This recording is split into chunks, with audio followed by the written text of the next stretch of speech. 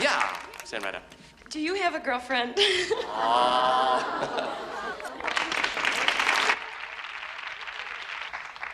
How about Edward? Is there some special lady in your life?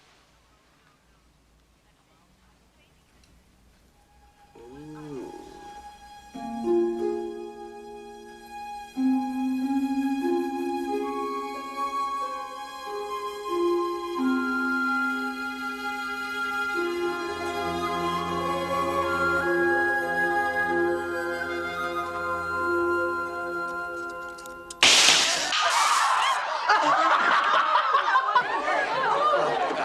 Everything's all right. We'll take a break, and we'll be right back after these messages.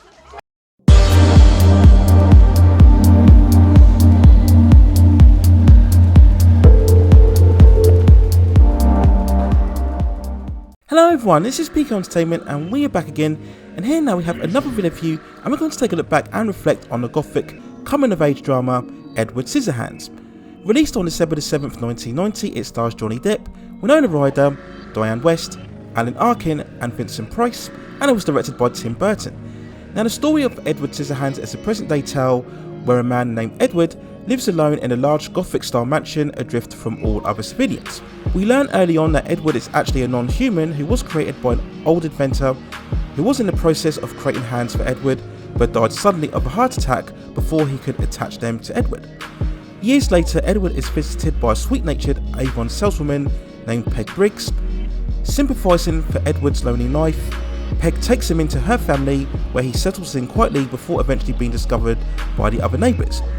Initially taken aback by his appearance, the community starts to favour Edward later on as he showcases his talents of creating different shapes and structures with his scissor hands, where he creates statues out of glass, ice and all other surfaces. He shortly attains almost celebrity-like status doing TV interviews, presentations at schools and getting the attention of the women, and life seems great for a while.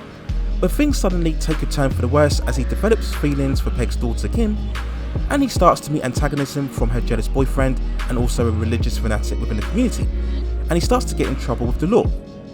As his emotions and actions continue to escalate, Edward suddenly finds himself vilified and once again an outcast within society.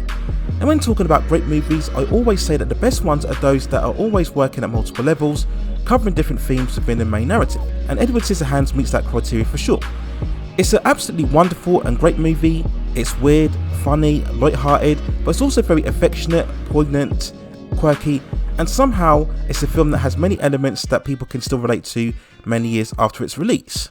With it being a Tim Burton movie, we do first have to talk about the movie's aesthetics, and in the film's opening scenes especially, Burton brings all of his Gothic style and flair, very much creating that sense of a dark fairy tale, and that's really something indicative of his entire career.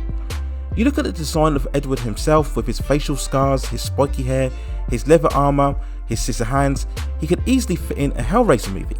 And when we look at how Burton presents the suburban communities, they're full of houses and buildings which have that really faded yellow, pink and blue cosmetic, every bit the idea of the working American class family. Now some may criticise this for being out of reality, but this is something that's completely deliberate. The whole concept of the movie was drawn from Burton's own experiences of growing up in a suburban community of Burbank, himself feeling an outcast, so there really is this hyper-exaggerated universe that is created here, but it completely works within a story. We then look at the element of a typical uniform society and how it treats a foreigner. In the beginning, Edward is treated like a favourite toy, a token of amusement, a figure of entertainment, but as soon as he's deemed not to fall in line with the way of order, or is seen to be a threat in terms of his presence, Edward is cast aside and victimised, and what was once a celebrity suddenly becomes a figure to be witch hunted, a victim of gossip, defamation and persecution, all without any justified reason. Here you have an innocent, well-intended individual, exceptional, who has something amazing to bring to the community, and he ends up being ostracised and exploited.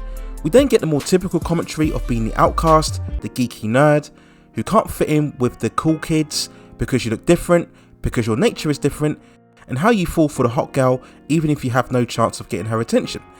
And it's these elements that so many people can relate to. I'm sure the majority of us at some point within our lives have gone through the same things that Ed has gone through, and it doesn't matter that we don't look like him, we understand and relate to what he goes through, and that's really great character work throughout this film. And when we look at the film, it's really a commentary on social behaviour, community attitudes, and the movie judges these elements so beautifully throughout its runtime. We then have to talk about the centre of the movie, and that's Johnny Depp, in a very much more of a physically driven performance.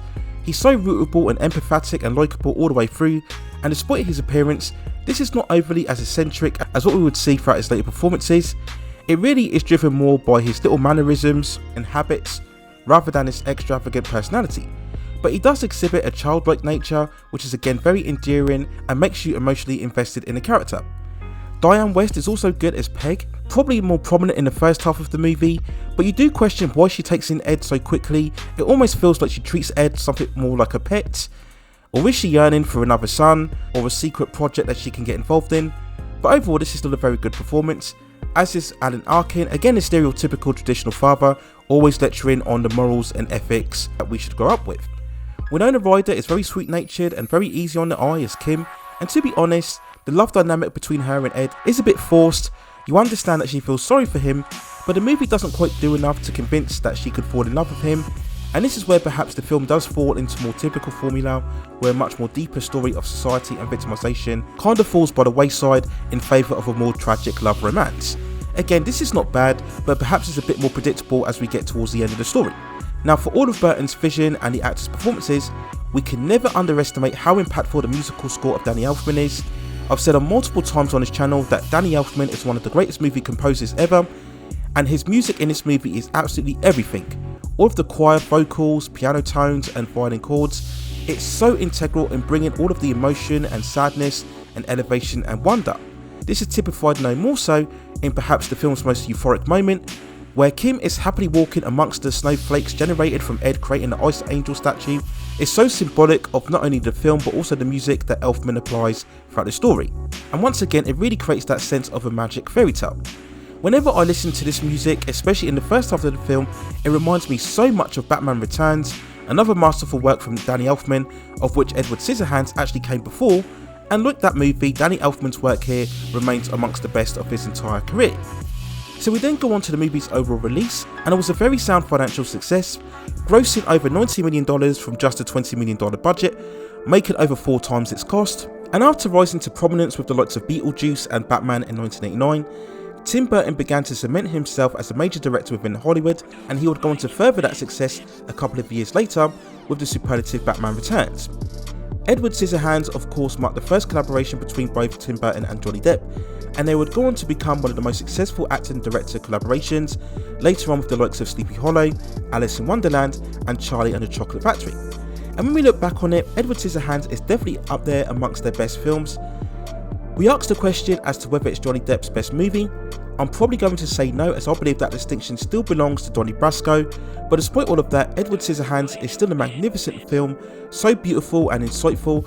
It's a movie that still resonates today in terms of its deeper themes when we talk about social behaviour and adolescence and interpersonal relationships.